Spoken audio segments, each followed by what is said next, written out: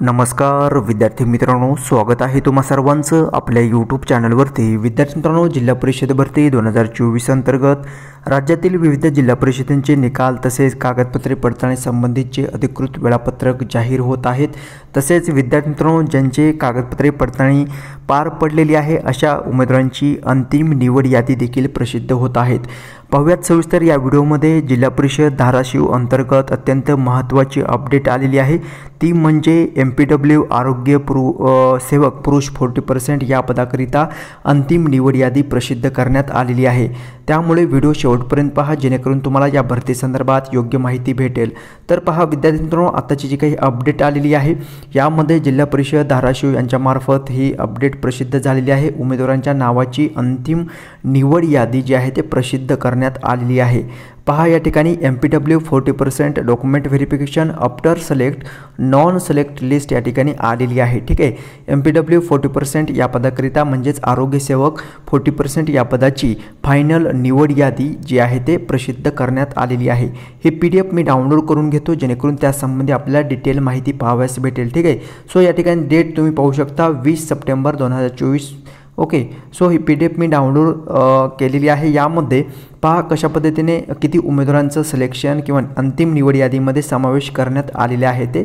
तर पहा, आरोग्य विभाग जिल्हा परिषद धाराशिव यांच्यामार्फत परिषदी पत्रक हे आलेलं आहे। धाराशिव जिल्हा परिषद धाराशिव सरळ सेवा पदभरती सन 2023 आरोग्य सेवक 40% या पदासाठी। ठीक आहे, तर पहा विद्यार्थी मित्रांनो, जवळपास आरोग्य सेवक 40% या पदाकरिता 453 पदे सरळ सेवा भरतीसाठी प्रस्थापित करण्यात आलेली होती। त्यामध्ये आरोग्य सेवक 40% या पदाकरिता एकूण 14 पदे भरण्याकरिता IPS मुंबई या कंपनीमार्फत ऑनलाईन परीक्षा तुमच्या घेण्यात आलेल्या होत्या। ठीक आहे, तर जवळपास आपण जिल्हा परिषद धाराशिव या अंतर्गत जी काही सरळ सेवा पदभरती जाहिरातीनुसार जवळपास 453 पदे भरण्यात येणार आहेत आणि त्यानुसार पहा आरोग्य सेवक 40% या पदाच्या एकूण 14 जागा या ठिकाणी भरण्यात येणार आहेत किंवा त्या संदर्भात या ठिकाणी जे उमेदवार पात्र ठरलेले आहेत अशा उमेदवारांची यादी या ठिकाणी प्रसिद्ध झालेली आहे। ठीक आहे, तर पहा जवळपास कागदपत्रे पडताळणीकरिता तुम्हाला दिनांक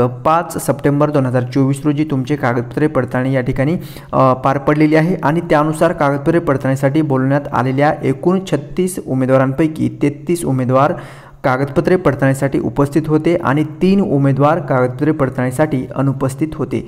तर पहा विद्यार्थी मित्रांनो, कागदपत्रे पडताळणीसाठी आरोग्य सेवक 40% या पदाकरिता पात्र ठरलेल्या आणि अपात्र ठरलेल्या उमेदवारांची यादी या ठिकाणी प्रसिद्ध करण्यात आलेली आहे। ठीक आहे, तर याबाबत जर तुम्हाला 24/9/2024 रोजी कार्यालयीन वेळेमध्ये जर या लिस्टबद्दल तुम्हाला काही आक्षेप किंवा हरकती नोंदवायच्या असतील तर तुम्हाला या ठिकाणी डेट देण्यात आलेली आहे। दिनांक 24 सप्टेंबर 2024 रोजी पर्यंत कार्यालयीन वेळेमध्ये आक्षेप हरकती मागवण्यात आलेल्या आहेत। त्यामुळे तुम्हाला काय करायचं आहे, जे काही कार्यालयीन वेळ आहे त्या वेळेमध्ये तुम्हाला तुमचे जे काही आक्षेप आहेत किंवा ज्या काही हरकती तुम्हाला नोंदवायच्या आहेत किंवा ऑब्जेक्शन काही घ्यायचं असेल तर या कार्यालयीन वेळेमध्ये दिनांक 24/9/2024 पर्यंत तुम्ही या ठिकाणी नोंदवू शकता। ठीक आहे, ज्या उमेदवारांना सदर यादीबाबत आक्षेप हरकती सादर करायचा आहे त्यांनी या ठिकाणी मेल ID देखील प्रोव्हाइड करण्यात आलेले आहे। dhusmanabad@gmail.com या मेलवरती दिनांक 24 सप्टेंबर 2024 पर्यंत मेल करून देखील तुम्ही तुमच्या हरकती किंवा आक्षेप जे आहे ते नोंदवू शकता। तर पहा विद्यार्थी मित्रांनो, या ठिकाणी लिस्ट आलेली आहे, याची लिंक तुम्हाला डिस्क्रिप्शनमध्ये प्रोव्हाइड केली जाईल। त्या लिंकवरती क्लिक करून ही PDF डाउनलोड करून घ्या आणि तुमच्या नावाचा समावेश या लिस्टमध्ये आहे का तुम्हाला चेक करायचं आहे।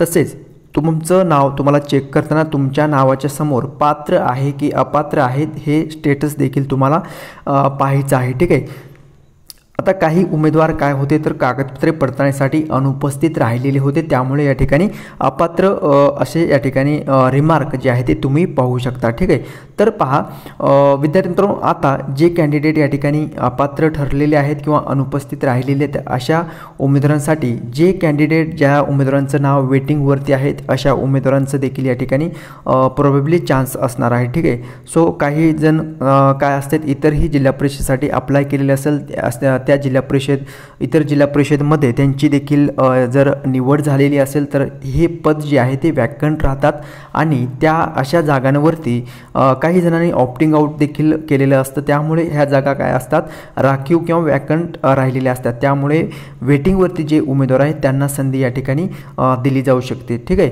तर पहा अशा प्रकारची अपडेट आलेली आहे। विद्यार्थी मित्रांनो, तुम्हाला जर माहिती समजलेली असेल तर लाईक जरूर करायचं आहे आणि जर तुमचे काही या व्यतिरिक्त प्रश्न असतील तर नक्की कमेंट्स करून सांगायचं आहे, त्या कमेंट्सचं मी माझ्याकडून रिप्लाय देण्याचा नक्कीच प्रयत्न करेल। ठीक आहे, सो जर तुम्ही नवीन चॅनल पाहत असाल चॅनलला सबस्क्राईब जरूर करायचं आहे आणि माहिती समजली असेल तर लाईक जरूर करायचं आहे। भेटूयात नवीन व्हिडिओमध्ये, धन्यवाद।